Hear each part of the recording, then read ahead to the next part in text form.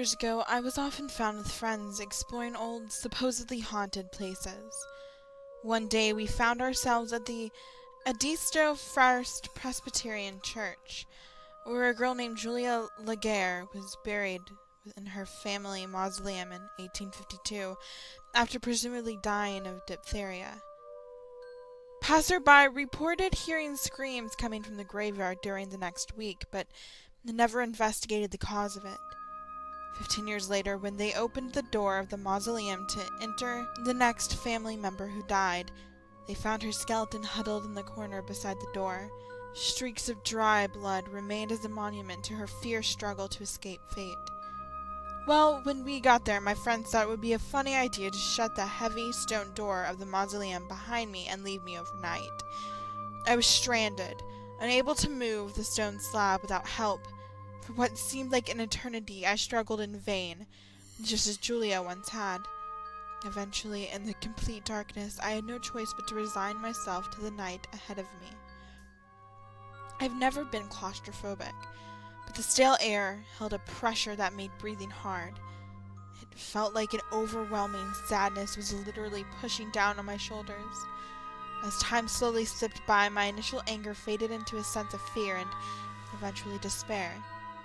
Sometime later, the scratches began. They were faint at first.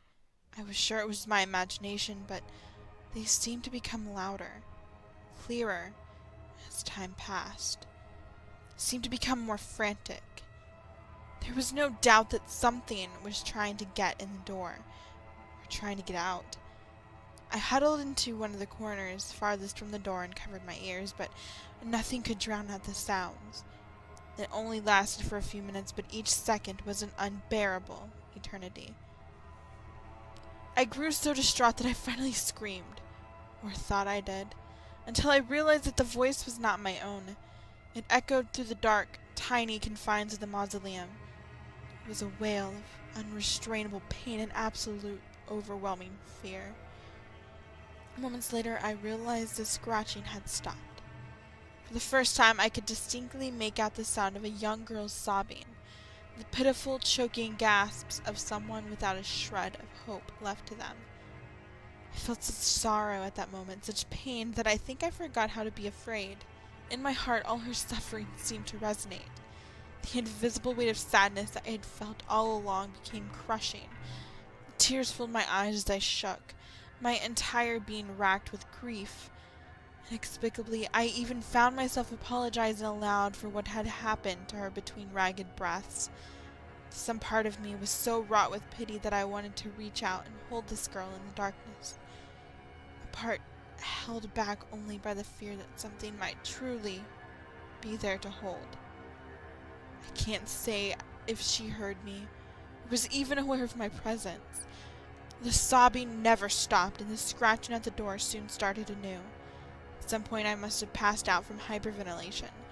When I awoke, it was to the sound of the stone slab as it fell away from the doorway and landed on the ground with a thud. Even the pale gray morning light was blinding after the absolute darkness.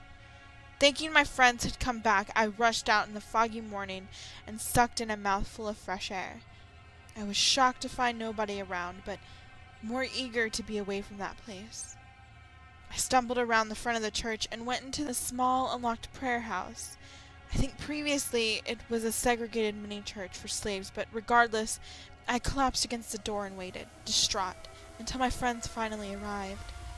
I approached them as they clustered around the fallen door, two of them kneeling next to it with faces of shock. I was sure they must be wondering how I could move it by myself. I was wrong. In the growing light, it was clear. There were dried, bloody streaks covering the interior of the door. Some had light scratches where nails had grated across the surface. Many more were smooth, as if left by bloody nubs. When they noticed me, they all jumped. I saw fear in their eyes. My anger must have been clear. They looked down at my hands, thinking I had torn them open in my escape. Then they shared a horrified look amongst themselves.